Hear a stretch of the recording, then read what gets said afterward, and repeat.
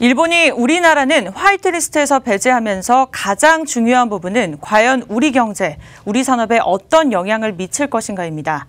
관련 내용은 김수영 기자와 함께 계속해서 이야기 나눠보도록 하겠습니다.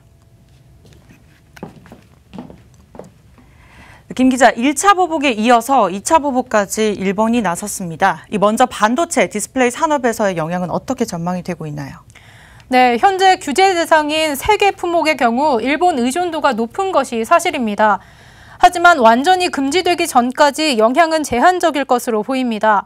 또 현재 한국 반도체 산업의 글로벌 영향력이 매우 높기 때문에 전문가들은 일본이 전면적인 수출 제한까지 실행할 가능성은 낮다고 보고 있습니다. 일본의 수출 금지 조치가 시행된다면 전 세계적인 서플라이 체인의 붕괴로 이어질 수밖에 없기 때문입니다. 전기전자 IT 부품의 경우에는 직접적인 영향은 없을 것으로 보입니다. 다만 반도체 생산 감소 및 수급 변화가 예상되는데 이럴 경우 제조 원가가 인상될 수 있다는 점은 전기전자 산업에 간접적인 영향을 줄 것으로 보입니다. 다행인 점은 수출 규제 확대가 일찌감치 예상된 덕택에 규제 품목에 추가될 핵심 부품이나 소재 등에 대한 대안이 마련되고 있다는 점이고요. 아울러 이번 사태를 계기로 탈일본화, 국내 산업 경쟁력 강화 등에 대한 필요성이 높아지면서 중장기적으로 긍정적인 영향을 줄 수 있다는 시각도 있습니다. 이번 사안건은 충분히 예측 가능한 일이었던 거는 맞고, 단기적으로야 일부 소재 차질이 일어날 수 있겠지만, 핵심 부품들은 지금 대부분 다 대안이 준비되어 있는 상황이고요. 어쨌든 소재 부품 쪽이 더 국산화 쪽의 속도를 가한다고 보면, 중장기적으로 볼 때는 오히려 국내 IT 세트 경쟁력이 강화되고 IT 생태가 활성화되는 중요한 계기가 될 것 같아요.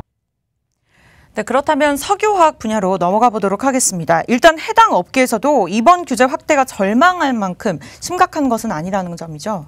그렇습니다. 석유화학 분야에서도 일본의 수출 규제로 인한 피해 가능성은 크지 않을 것으로 보고 있습니다.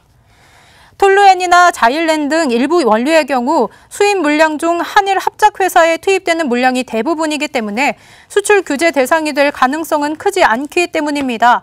또 전 세계 어디에서든 구매가 가능하기 때문에 대체재 마련도 비교적 용이합니다. 배터리 소재의 경우 양극재, 음극재의 일본 수입 비중은 15%를 밑도는 수준입니다. 일본의 비중이 83%에 육박하는 분리막의 경우에도 최근 SK이노베이션이 공격적으로 생산 능력을 확대하고 있기 때문에 수출 규제 적용이 큰 의미가 없을 것으로 보입니다. 저는 화이트리스트 배제하더라도 문제는 없겠다라고 좀 보고 있고요. 석유화학 제품 자체는 그 전략 물자에 해당하는 물자들은 그렇게 크진 않고 탄소섬유 이슈가 좀 있을 수 있겠는데 효성 첨단 소재 쪽도 수소 쪽은 상당히 많이 강점을 갖고 있거든요. 그래서 저는 크게 이번 이슈들이 석유화학 섹터 내에서는 리스크는 크지 않겠다라고 보고 있습니다. 네, 그렇다면 앞서 조준혁 기자가 말씀해 주셨던 것처럼 오히려 화이트리스트에서 제외되는 것이 국내 산업의 더 발전 가능성을 보는 시각도 있다는 겁니까? 네, 그렇습니다. 실제로 과거 일본 수입 비중이 컸던 자동차 부품의 경우 동일본 지진 이후 국내 자동차 업체들이 국내 공급사를 확대하면서 발빠른 대응을 보였습니다. 그 결과 대일본 수입액은 2년 만에 절반 수준으로 줄었고요. 지난해에는 대일본 무역 수지 흑자를 기록하기도 했습니다. 따라서 이번 수출 규제로 단기적인 피해가 없다고 할 수는 없지만 장기적으로는 한국의 대일 의존도를 빠르게 대체할 수 있는 계기가 될 수 있다는 전망도 있습니다. 네, 아무쪼록 일본의 경제 보복이 장기화되더라도 대한민국 경제에는 전화위복이 되는 기회가 됐으면 좋겠습니다. 김 기자 수고하셨습니다.